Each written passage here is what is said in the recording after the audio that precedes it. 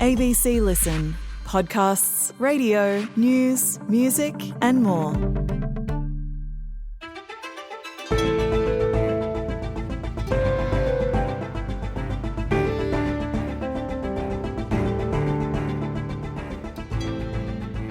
It's a big gamble, but will it pay off?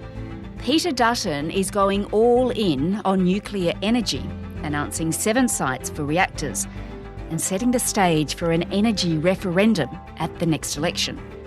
The choice for voters: do you want a renewable future or a nuclear one?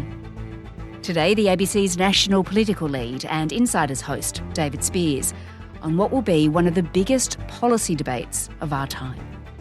I'm Sam Hawley on Gadigal land in Sydney. This is ABC News Daily.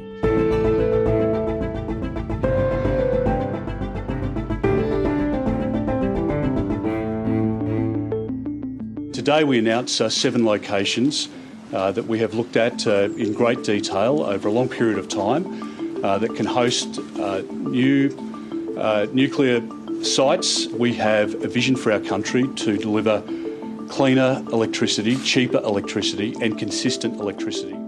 It's about a vision for regional Australia, one that isn't covered in solar panels and wind turbines and transmission lines. Our nuclear plan will put our country back on track. Spearsy, if you thought the coalition wasn't actually serious about nuclear, you were wrong, right? Yeah, look, they are deadly serious about this, and they've been talking it up for months and months that the policy announcement would come. Now it's come, at least in part. We don't yet have the cost of all of this. We'll come to that, but we do have the locations.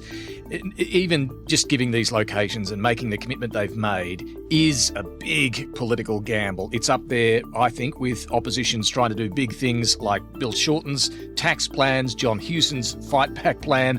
Now Peter Dutton is saying he'll go to the election with a nuclear policy plan. And it's in large part driven by the Nationals, the junior partner in the coalition, very worried about the rollout of big renewable projects and transmission lines in the regions. And they reckon simply replacing retiring coal-fired plants with nuclear means you solve a lot of those problems. You can just plug them into the existing transmission and problem is solved.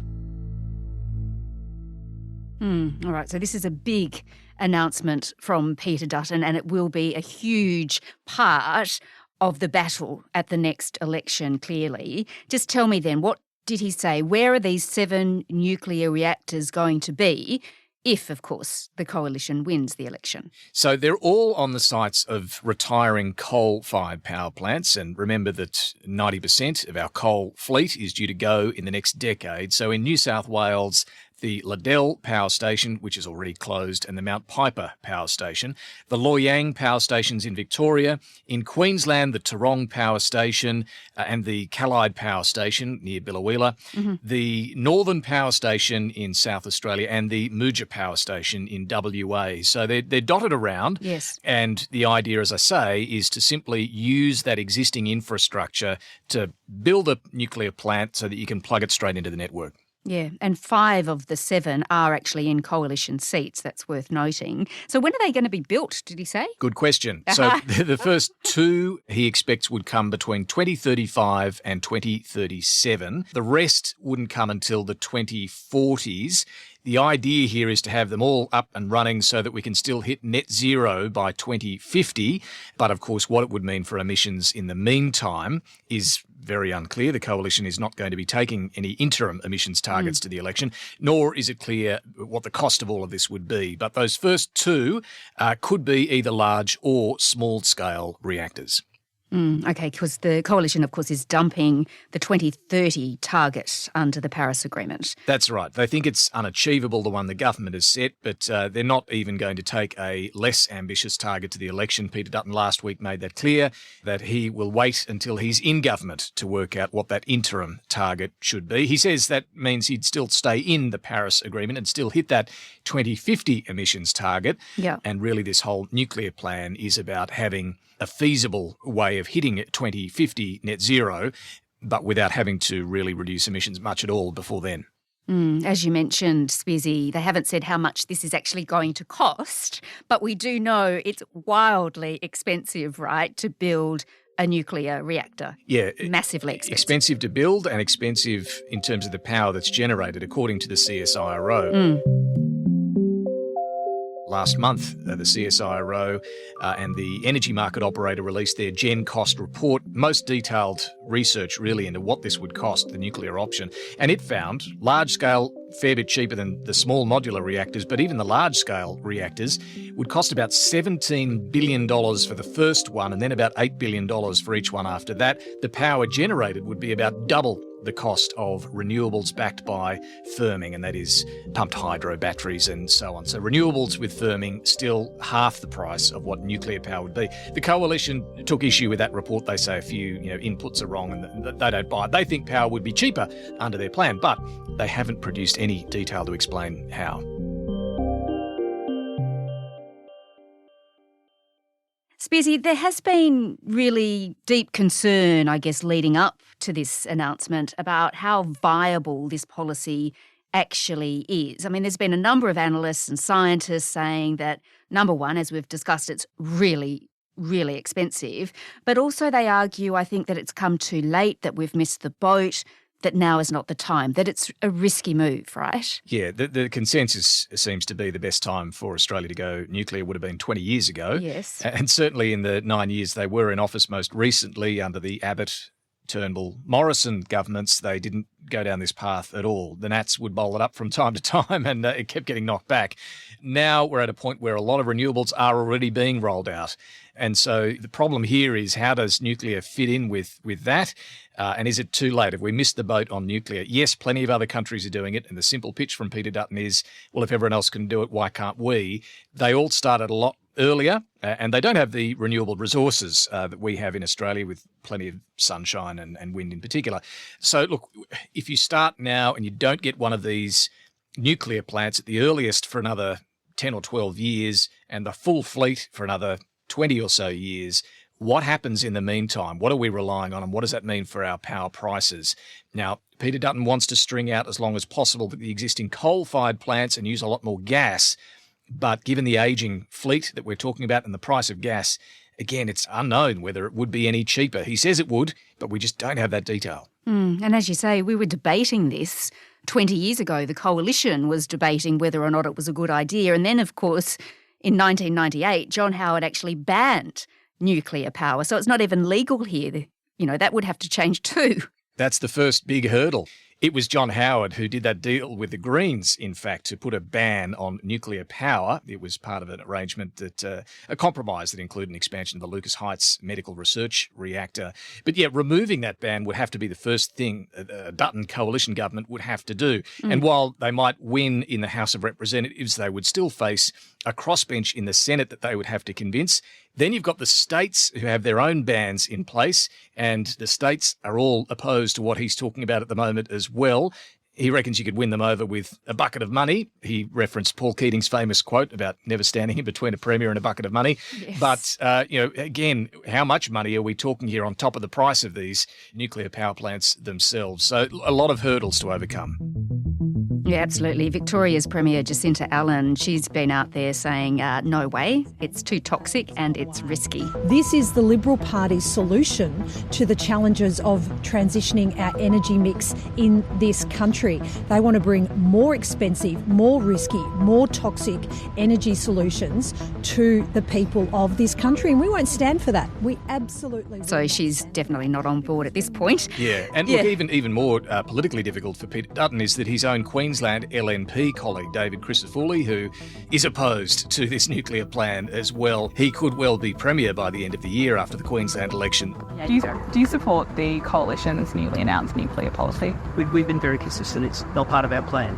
That's a matter for Canberra. So even on his own side of politics, there's resistance at the state level. And obviously the government totally rejects this idea. Nuclear takes longer, it costs more, and it will squander Australia's unique combination of advantages. It is the worst combination of economic and ideological stupidity. It says, of course, that it threatens our green transition. Well, it certainly does threaten the transition to renewables, the path that we're on, because, yes, Peter Dutton is saying he'd prefer to keep those coal-fired power plants running much longer, use more gas as well, and clearly there's hostility towards these big renewable projects in the regions from the Nationals and from the Liberals. Look, there are obviously difficulties in this energy transition, no doubt about it, and yes, energy prices have risen, and Peter Dutton is really tapping into those concerns about costs, about the impact on the regions of all the transmission lines required for wind and solar projects as well. And that's why he's saying the much simpler solution is this nuclear idea.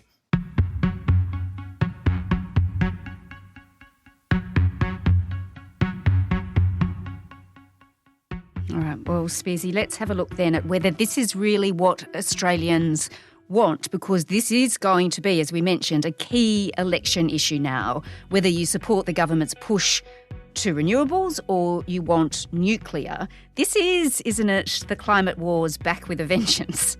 Yeah, and in fact, Peter Dutton, he said that he's happy to have a referendum at the election on energy and nuclear. Now, it's clear that he really wants to focus and tap into the anger that's there in the regions and elsewhere about power prices and about issues around the renewables rollout, whether it's wind farms, transmission lines. This is where he really wants to focus people's attention. But he also has to defend his alternative and what that would all mean. And it's difficult to defend when we don't have many of the details around the cost, the impact on power prices.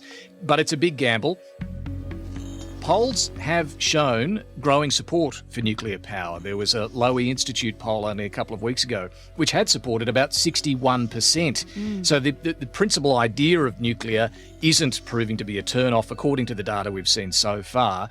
Now that we move into a more informed debate about what the coalition are planning, perhaps the polling will be more relevant, will tell us a little more about how Australians feel, particularly in some of those local communities as well, where there's so far been a mixed reaction to the idea of having a nuclear plant down the road.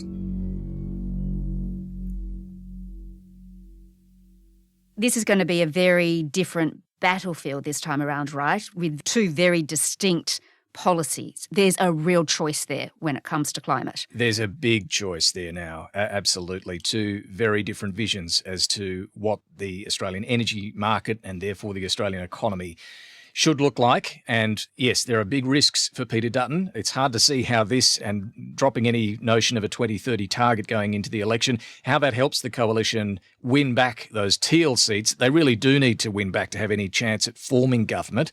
Now, Peter Dutton will be hoping that this plays more strongly in the suburbs and the regions in particular, and there are a handful of seats where, yes, concerns over cost of living are much higher and this might be appealing to some.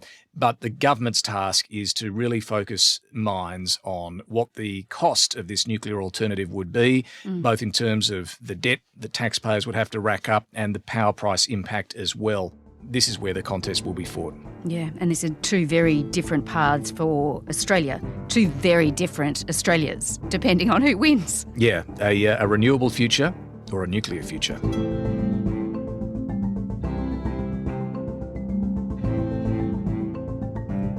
David Speers is the ABC's national political lead and the host of Insiders, which goes to air on Sunday mornings on ABC TV. This episode was produced by Bridget Fitzgerald and Jess O'Callaghan. Audio production by Sam Dunn. Our supervising producer is David Cody. I'm Sam Hawley. ABC News Daily will be back again tomorrow. Thanks for listening.